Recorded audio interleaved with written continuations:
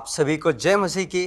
मैं आपका host Silas प्रभु आज मैं आप तमामों का होप चैनल हिंदी में स्वागत करता हूं। आज जो खास विषय हम देख रहे हैं वो है साबत के विषय में, और हम इसके बारे में लगातार और कुछ जानकारी हम आज लेंगे। तो इन सारे बातों के लिए हमारे पास एक खास मेहमान है, बहुत ही दूर के एल्डर एंथनी शर्मा जी, आपका बहुत बहुत स्वागत है हमारे इस मंच पे। तो प्रिय दर्शकों, आइए हम इस बातचीत को शुरू करने से पहले एक छोटी सी प्रार्थना करें। धन्यवाद देते हैं स्वर्गीय पिता परमेश्वर, इस सुंदर अवसर आपने हमारे जीवन में फिर से जोड़ा है। आज जो कुछ हम बातचीत करेंगे आप हमें अगुवाई करें ताकि हम अच्छी चीज़ों को गहरे तरीके से हम इसको सीख सकें। हमारे दर्शकों के साथ भी हो ताकि वे भी आशीषित हो पाए और उनके जितने प्रश्न हैं उसके मन में वे भी उनका सुलझा भी वो कर सकें। ये छोटी सी प्रार्थना को हम इस उद्धारकर्ता के नाम से मांगते हैं, आमीन। शर्मा जी, जैसे कि पिछले हमारे श्रृंखला में हमने साबत के बारे में देखा और कौन सी दिन साबत का दिन है, ये तो सच बात है।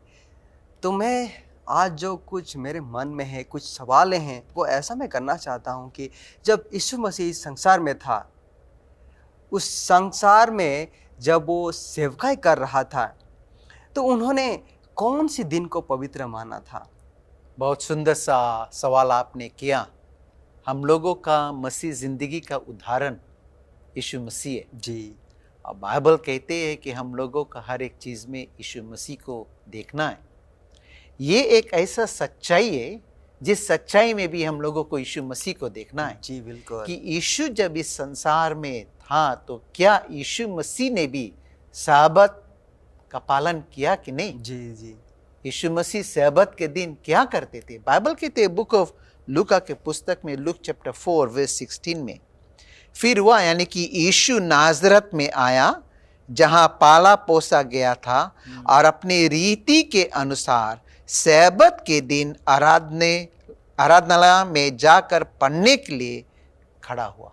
आमीन। हम देख सकते हैं कि यीशु मसीह साबत के दिन कहाँ जाते थे। यीशु मसीह साबत के दिन वो कलीसिया जाते थे आज के ज़माने में। और आज के ज़माने में बहुत से जो लोग हैं साबत के दिन कहाँ हैं?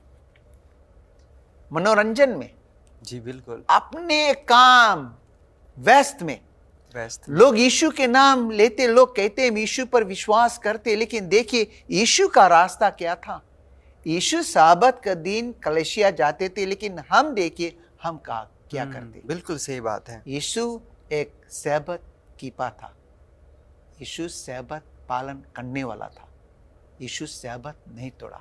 जी, ये बहुत ही शानदार विचार है। और भी हम आपसे आगे चलकर हम ये जानना चाहते हैं कि क्या यीशु मसीह ने ये जो साबत का जो शिक्षा है, ये जो हमें इसको मानना है, यानी कि उनका पुनरुत्थान के बाद क्या यीशु मसीह ने इस दिन को मानने के लिए हमसे अगवा करता है? जी हाँ, क्योंकि आज जिसे बहुत से जो लोग हैं वो कहते हैं जब यीशु मसीह अपना जान कैलवरी के क्रूस पर दिया, व्यवस्था कानून वगैरह सब समाप्त हो गया। लेकिन इसके विषय में हम सीख चुके हैं कि कानून नहीं रद्द हुआ। लेकिन जब हम देखते हैं यीशु मसीह जब यहाँ पर बातें करता है, खास करके बुक ऑफ मैथ्यू चैप्टर 24 में जब आखिरी चिन्ह के विषय में यीशु मसीह बातें करता है, यीशु मसीह यहाँ पर साबत को लेकर आता है। और यीशु मसीह यहाँ पर कहता है मैथ्यू चैप्टर 24 और वर्स 20 में, और प्रार्थना करो कि तुम्हें जड़े में या साबत के दिन भागना ना पड़े। यीशु किसके विषय में बातें करता था? यीशु मसीह यहाँ पर जेरूसलम जो डिस्ट्रक्शन रहा उसके विषय में बातचीत करता था। यीशु मसीह जाने के बाद जब हम इतिहास में जब देखते हैं जेरूसलम जो डिस्ट्रक्शन है वो हुआ 70 AD में। 70 AD में यीशु मसीह के जिंदगी और मरने के बाद तो यहाँ पर हम देख सकते हैं कि यीशु मसीह ने चेले लोगों को उस समय बताया कि उस समय भी हमें स्वर्ग जाने के बाद में भी साबत का दिन रहेंगे। इसलिए उसने कहा प्रार्थना करना कि तुझे जब ये दिन आए तुझे भागना ना पड़े। ना पड़े। तो बिल्कुल। साबत का दिन वहां पर उस समय था। जी, मैं सहमत हूँ आपके इन विचारों से। आपने तो बताया कि यीशु मसीह ने पालन किया था, उन्होंने इस दिन को रखा। यीशु मसीह के 12 चेला थे। जब यीशु मसीह इस धरती को छोड़ के उन्होंने जब स्वर्ग में चले गए, तो उन 12 चेलों के जीवन में भी क्या हम देखते हैं, यानी कि मैं पूछना चाहता हूँ कि पौल, क्या उन्होंने साबत का दिन को रखा था, यानी उस दिन में उन्होंने प्रवेश किया था? और क्या था उस समय जो यहूदी थे और जो यहूदी नहीं थे? अच्छी बात। हम यहाँ पर देख सकते हैं कि हम ये कहना चाहते कि क्रूस पर मरने के बाद साबत का दिन था। अगर कुछ रद्दो बदल होता तो यीशु के चेला लोगों वहां पर था। हम लोगों के जिंदगी में या बाइबल में लिखने के लिए कि साबत में कुछ रद्दो बदल हो चुका, लेकिन जब यीशु के कहानी को देखे क्रूस के बाद या क्रूस से पहले, जब यीशु ने कहा, जब हम बुक ऑफ एक्स चैप्टर 18 में आते, पौलुस को देखते जो एक प्रचारक था। जी बिल्कुल। बाइबल कहते हैं पौलुस और बरनबास, बाइबल कहते हैं बोले उनके बाहर निकलते समय लोग उनसे विनती करने लगा कि अगले सब्त के दिन हमें ये बातें फिर से सुनाई जाए। और जब सभा उठ गई तो यहूदी और यहूदियों मत में आए हुए भक्तों से क्या कहा, वो लोग भक्तों से क्या कहा, पौलुस और बरनबास के पीछे हो लिया। और बाइबल कहते हैं और उन्होंने उनसे बातें कर कर समझाया कि परमेश्वर के अनुग्रह में बने रहो। अगले सब्त के दिन नगर के प्रिय सब लोग परमेश्वर का वचन सुनने को इकट्ठा हुआ। तो हम क्या देख सकते हैं, प्रभु के विश्राम दिन वहां पर था। ये बहुत ही ये खास बात है कि आपने सब तरीके से स्पष्ट कर दिया कि यीशु मसीह के चेले, उन्होंने भी इस दिन को रखा था। जैसे कि आपने पौलुस का बातें बताया, और यहूदी और गैर यहूदी वो लोग भी इस दिन को पालन किया। प्रिय दर्शकों, सच में बाइबल हमारे हर एक सवालों का जवाब देता है। आप हमारे साथ बने रहिए। हम फिर से आते हैं एक छोटी सी ब्रेक के बाद।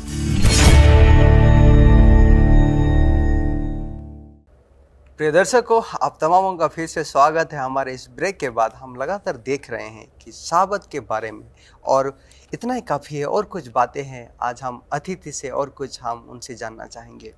शर्मा जी, जैसे आपने बताया थोड़े समय पहले कि पौलुस उन्होंने भी इस दिन को माना था, लेकिन ऐसा कौन सी वाचा या वादा हमें दिया गया है कि जब हम इस पवित्र दिन को मानते हैं? आज बहुत से जो लोग हैं सीखते हैं, वापस प्रभु के प्रेम में, सच्चाई में जी आना चाहते। हम एक सुंदर सा प्रतिज्ञा देखते जो बाइबल कहते हैं बुक ऑफ आइज़ाया 58 में और वर्स 13 में, यदि तू विश्राम दिन को अशुद्ध ना करे, अर्थात मेरे उस पवित्र दिन में अपनी इच्छा पूरी करने का यत्न ना करो, और विश्राम दिन को आनंद का दिन और यहोवा का पवित्र किया हुआ दिन समझ कर माने जी, यदि तू उसका सम्मान करके उस दिन अपनी मार्ग पर ना चले, अपनी इच्छा पूरी ना करे, अपनी ही बातें ना बोले, तो तू यहोवा के कारण खुशी होगा। जी, मैं तुझे देश के ऊंचे स्थाने पर चलने दूंगा। बहुत ये ही एक अच्छा, बहुत सुंदर सा जो प्रतिज्ञा प्रभु ने दिया है, और ये जो प्रतिज्ञा है परमेश्वर के आशीष का प्रतिज्ञा है उन लोगों के जीवन के प्रति जो लोग प्रभु के विश्राम दिन को पालन करेगा। हम सब अपना जिंदगी में आशीष चाहते हैं ना? बिल्कुल, हर एक दिन चाहते हैं। और प्रभु का जो विश्राम दिन आशीष का दिन है, जी, आशीष का दिन को पालन करिए, आशीष प्राप्त करिए, बिल्कुल, क्योंकि आशीष देने वाला परमेश्वर है। जी बिल्कुल, ये तो बहुत ही शानदार विचार हैं। तो जब आपने इस बात को बताया कि ये जो लोग इस दिन को पालन करेंगे, परमेश्वर उनको कितना आशीष देंगे, हम ये जानना चाहते हैं कि जब ये पृथ्वी को नए तरीके से बना दिया जाएगा, तो क्या जो लोग उद्धार प्राप्त किए लोग उस दिन को पालन करेंगे? अच्छी बात, ये भी बहुत सुंदर सा सवाल आप लेकर आए। अभी जितने भी लोग हैं, अगर उन लोगों से अगर सवाल अगर कर ले हम सवाल के ऊपर सवाल, क्या आप स्वर्ग जाना चाहते हैं? लोग कहेंगे हाँ। बिल्कुल अगर मैं आपसे पूछूं, आप हमसे पूछेंगे, हमारा भी आंसर है जी। हाँ रहेंगे। लेकिन स्वर्ग की तैयारी हम लोगों को कब से करना है? अभी से। अभी से करना, उसका तैयारी अभी से। लेकिन सुनिए, बाइबल हम लोगों को किस तरह से इसके विषय में बतलाता है कि आने वाला राज में प्रभु का विश्राम दिन रहेंगे या नहीं। बुक ऑफ आइज़ाया 66:22 और 23 में लिखा है, क्योंकि जिस प्रकार नए आकाश और नए पृथ्वी जो मैं बनाने पर हूं मेरी सन्मुख बने रहेगी, उसी प्रकार तुम्हारा वंश और तुम्हारा नाम भी बना रहेगा। यहोवा की ये वाणी है। फिर ऐसा होगा कि एक नए चांद से दूसरे नए चांद के दिन तक और एक विश्राम दिन से दूसरे विश्राम दिन तक समस्त प्राणी मेरे सामने दंडवत करने को आया करेगा। यहोवा की ये वचन है। आमीन। तो हम देखते हैं यहाँ पर शिलाश, बाइबल कितना अच्छी तरीका से हम लोगों को बतलाता। आने वाला राज है, आने वाला दुनिया है, वहां पर विश्राम दिन रहेगा। और जब वहां पर विश्राम दिन रहेगा, हम वहां जाना चाहते। आज हम वहां जाना चाहते, उसका शुरुआत अभी से हम लोगों को करना है कि नहीं? बिल्कुल, अभी से हम लोगों को करना है। बिल्कुल, आपने ये सही बात बताया। तो आप जैसे बता रहे हैं कि हमें अभी से करना है, हमें जो स्वर्ग के लिए अभी से ही हमें ये सारे तैयारी करना है। जब हम यहाँ पे धरती पे आज्ञा करे रहेंगे तो हम स्वर्ग में भी आज्ञा करे रहेंगे। अगर धरती पे अनाज्ञा करे रहेंगे तो कैसे हम स्वर्ग के बारे में सोच सकते हैं? लेकिन हमारे मन में ये और जानने का प्रयास है कि हम कैसे इस दिन को हम मानेंगे, कैसे हम इस दिन को मानेंगे। इसके विषय में हम बात किए थे, लेकिन मैं और उसमें जोड़ना चाहता हूं। जी बिल्कुल। हम लोगों को याद करना है, सब्बत का दिन देने वाला परमेश्वर है सृष्टि के दौरान। परमेश्वर ने जब अपना कानून लिखा था, प्रभु ने हम लोगों को सब्बत का दिन वहां पर दिया था। सब्बत का दिन प्रभु के जो लोग हैं पालन करते जी। सब्बत के जो दिन है यीशु मसीह ने भी पालन किया। सब्बत का जो दिन है यीशु के जो चेला लोग वो लोग भी पालन किया यीशु के स्वर्ग जाने के बाद। सब्बत का जो दिन है वो अमरता में भी रहेगा। और आपके सवाल यह था कि किस तरह से पालन करना बाइबल कहते हैं। तो विश्राम दिन को पवित्र मानने के लिए स्मरण रखना बहुत बहुत बहुत जरूरी है। ये वो दिन है जो हमारा रिश्ता प्रभु के साथ जुड़ देता है। ये नहीं कि मैं ये नहीं कहता हूं कि और सब दिन में हम लोगों का रिश्ता नहीं रहता, और सब दिन में हम लोगों का रिश्ता रहता है प्रभु के साथ। लेकिन ये एक खास दिन है जहां पे हम लोगों का सोच, हम लोगों का जो विचार है, हम लोगों का देखना, हम लोगों का उठना, हम लोगों का बैठना, हम लोगों का आना जाना उस तरीका से रहता है कि हम एकदम प्रभु की ओर अपना मन लगाते। हम जो कुछ भी पढ़ते ये देखते कि ये मुझे आत्मिक की ओर बढ़ाना चाहिए। जो कुछ भी हम सुनते हमारा जो ध्यान है स्वर्ग की ओर लेके जाना चाहिए। तो स्मरण करना, याद करना, पवित्र मानने के लिए बहुत जरूरी, क्योंकि पवित्र दिन है, पवित्र परमेश्वर है और हम पवित्रता का जिंदगी हम लोगों को बिताना है।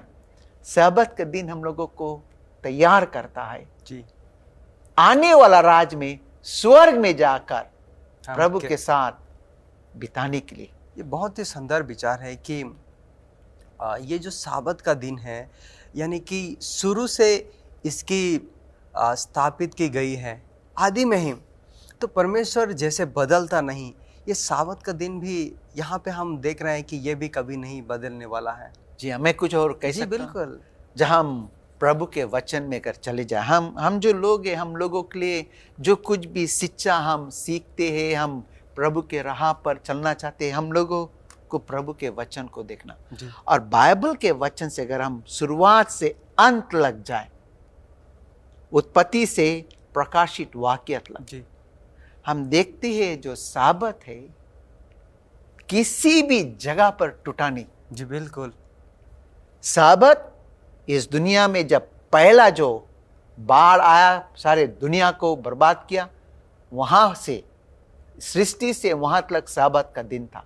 वहां से यीशु के समय तक साबत का दिन था। चेला लोगों के भी साथ था, और आज भी साबत का दिन है। शर्मा जी, बहुत बहुत धन्यवाद इन सुंदर विचारों के लिए जो आपने हमें दिया है। अब प्रिय दर्शकों, कितना ही खूबसूरत बातचीत हम कर रहे हैं। आप हमारे साथ बने रहिएगा। हम आपसे मिलते हैं एक छोटे से ब्रेक के बाद। अजीजों, आप तमामों का फिर से स्वागत है हमारी इस बातचीत में। हम लगातार देख रहे हैं, इस बातचीत में हम अलग अलग दृष्टिकोण से देख रहे हैं कि साबत का कितना महत्व है। शर्मा जी, जैसे कि आज बहुत ही लोग ऐसा समझते हैं कि हर एक दिन तो परमेश्वर के द्वारा रचना की गई है, हर एक दिन तो परमेश्वर का दिन है, हम हर एक दिन उसकी आराधना उपासना कर सकते हैं, यानी कि हम किसी दिन भी चाहे कि हम साबत जैसा हम उसको पालन कर सकते हैं। क्या ये मायने देता है कि हम कौन सा दिन साबत के तौर पे हम मानते हैं? हम लोगों को ये देखना है शिलाश कि प्रभु के वचन के खिलाफ तो हम नहीं जा सकता। जी, हम अपना सोच, अपना विचार नहीं ला सकता कि हाँ, इस दिन हमारा छुट्टी है, ये हमारा सुविधा है, हम इस दिन ये चीज़ करेंगे।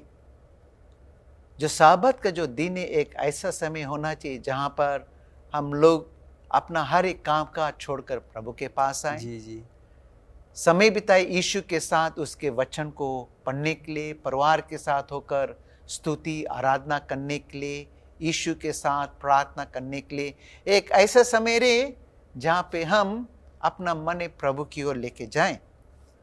बाइबल कहते हैं, जैसे आपने जो सवाल किया था, बाइबल कहते हैं, मैं 2 वर्स पढ़ना चाहता हूँ। पहला है जो साम्स 89 और वर्स 34, मैं अपनी वाचा ना तोड़ूंगा जी, और जो मेरे मुंह से निकल चुका है उसे ना बदलूंगा। तो बाइबल हम लोगों को ये बतलाता है कि प्रभु ये कहता है कि वो अपने जो वाचा, अपने जो वचन है, जो उसके ज़बानों से निकला, उसको ना बदलेगा। और जो डिट्रोमी के पुस्तक चैप्टर 4 वर्स 2 कहते हैं, जो आज्ञा मैं तुमको सुनाता हूं जी, उसमें ना तो कुछ बढ़ाना और ना कुछ घटाना। तेरी परमेश्वर यहोवा की जो जो आज्ञा मैं तुझे सुनाता हूं उन्हें तू मानना। बिल्कुल सही बात। हमारा पास हक नहीं है परमेश्वर के वचन में से कुछ निकालने का, और ना हमारे पास हक है परमेश्वर के वचन में कुछ जोड़ने का। तो ना जोड़ने का और ना हटाने का, ना मिटाने का, ना तोड़ने का। वो हक सिर्फ प्रभु का है। और जब प्रभु अपने वचन में कह दिया तो कह दिया। जब प्रभु ने कहा कि विश्राम दिन है तो विश्राम दिन है। हम अपना सोच, अपना विचार ना लेकर आए। ये सच में बहुत ही खूबसूरत विचार है, और इस समझने में बहुत ही आसान तरीका से आज हम देख सकते हैं। तो हम ये एक चीज़ जानना चाहते हैं कि ये जो साबत का दिन है, आखिरी दिनों में, यानी कि क्या आखिरी दिनों में परमेश्वर के लोग इस दिन को कैसे रखेंगे, या क्या उनको रखने की ज़रूरत है? जी हाँ, उससे पहले मैं एक चीज़ कहना चाहता हूँ। जी बिल्कुल, अच्छी बात। ये कहना चाहता हूँ कि आज हम किसको सुने, आज हम किसको पालन करें।